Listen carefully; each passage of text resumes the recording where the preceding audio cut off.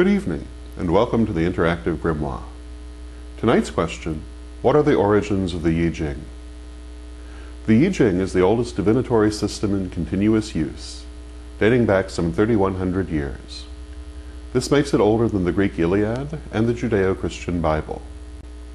The origins of the Yijing are inextricably bound up with the origins of the Chinese Zhao dynasty and its early rulers, namely Zhao Wenwang and his son, Zhao Gangdan. The Bagua, or 8 trigrams, go back much earlier than the Yijing and are attributed by legend to the culture hero Fu Si. The 8 Bagua trigrams were supposedly given to Fu Si, one of the 3 august sovereigns, to help set the world to order. They consisted of 8 symbols of 3 lines each of which personified an archetypal aspect of the interaction of yin and yang, the polarities of the universe. The 8 Bagua are Father Heaven, Mother Earth, Elder Brother Thunder, Elder Sister Wind, Middle Brother Water, Middle Sister Fire, Younger Brother Mountain, and Younger Sister Lake. The Bagua were used from the earliest times in China for philosophical and magical purposes, but it fell to Zhao Wenwang to organize the 8 Bagua trigrams into the 64 hexagrams of the Yijing. Zhao Wenwang, more commonly known as King Wen, is a pivotal figure in Chinese history politically as well as spiritually. King Wen was hereditary ruler of the Zhao people and a vassal of the Shang dynasty. It was King Wen who led the uprising that overthrew the Shang and established the Zhao dynasty. Zhao Wenwang lived at the close of the Shang dynasty around 1140 BC, though all Chinese dates of this era are the subject of considerable controversy. It is to be remembered that in the West this was roughly the time of the Ramessid pharaohs of Egypt and the Dorian invasions of Greece, where records are just as spotty and dates are also subject to intense debate. The Shang dynasty flourished from around 1600 to 1135 BC. The latter Shang are sometimes termed the Yin dynasty, after their final capital, and the surname affected by later generations of the family. The Shang dynasty followed the Xia dynasty, which is said to have flourished from around 2070 BC until 1600 BC, and which is identified with the Erlitou culture.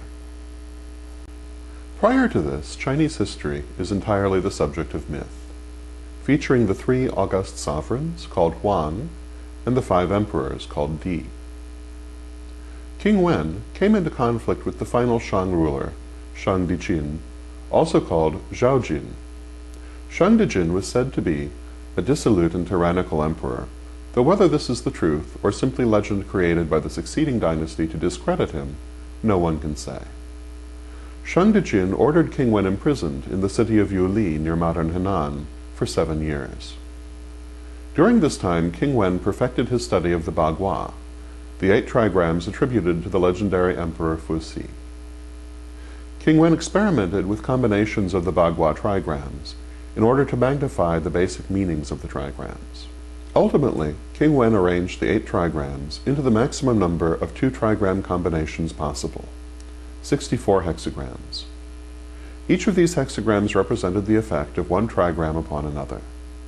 King Wen then used these 64 hexagrams for meditation on the cross effects of the basic principles of the Bagua, as well as for divination. This was the creation of the Yijing, or Book of Changes. The 64 hexagrams are held to address every possible situation, and it was his creation and mastery of this system to which King Wen's ultimate success was attributed. During the years King Wen was confined, his eldest son, Bo Yiku, traveled to the Shang court to beg for his father's release. Bo Yiku was received courteously and became a favorite of the royal concubine Daji.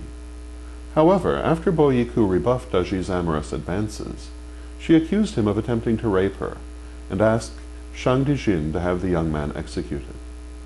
Shang Dijin is said to have then had Bo Yiku butchered and cooked and served to his unsuspecting father as a meal. However, because of his skill with the Yijing, King Wen knew what had happened and swore revenge. Ultimately freed from prison, King Wen led a revolt against Shang Dijin. When King Wen died suddenly in 1135 BC, The war was carried on by his second son, Zhao Wuwang. When his own armies deserted him to fight with Wuwang, Shang Dijin set fire to his palace and committed suicide. Thus the Shang dynasty came to an end, and the Zhao dynasty began.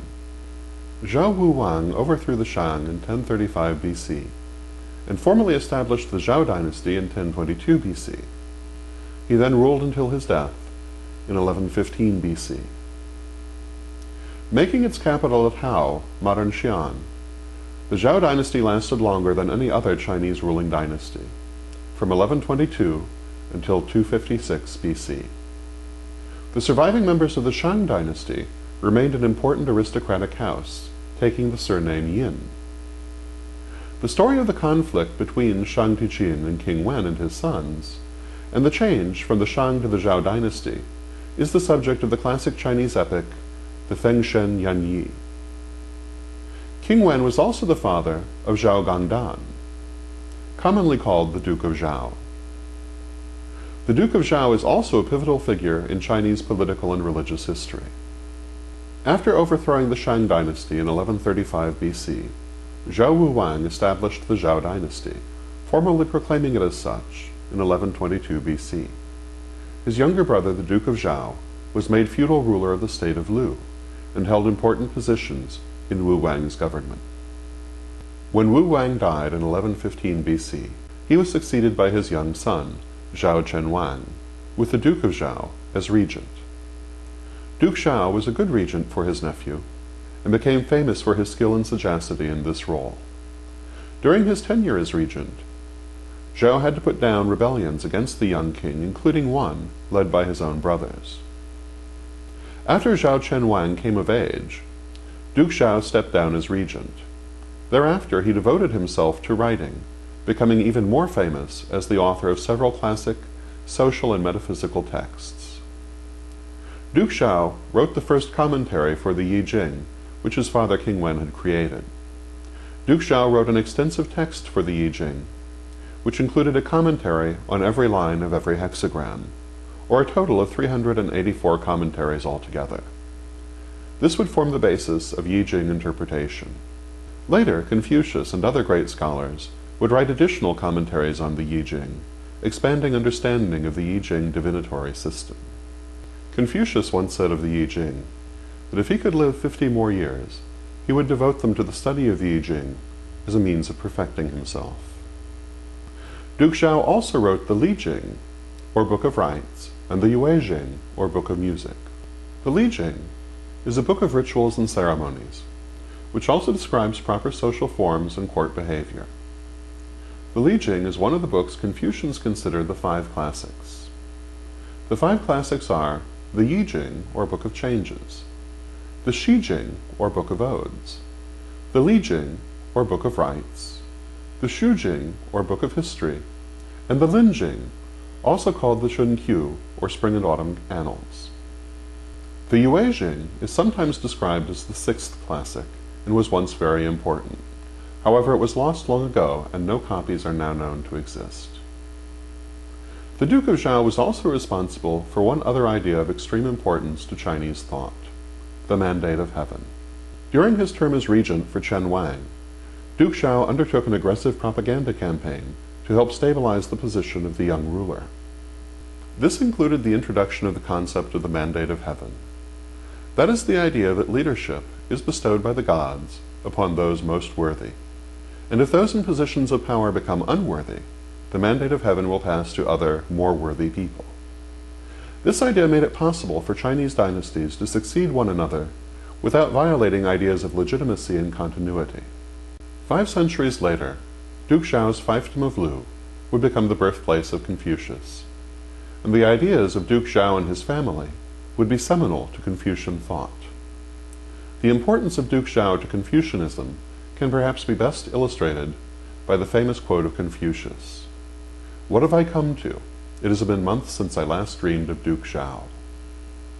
Today, dreaming of Duke Zhao is still a phrase used in Chinese culture to convey the struggle to lead a good life and to improve one's conditions. This has been the Interactive Grimoire. Thank you and have a good night.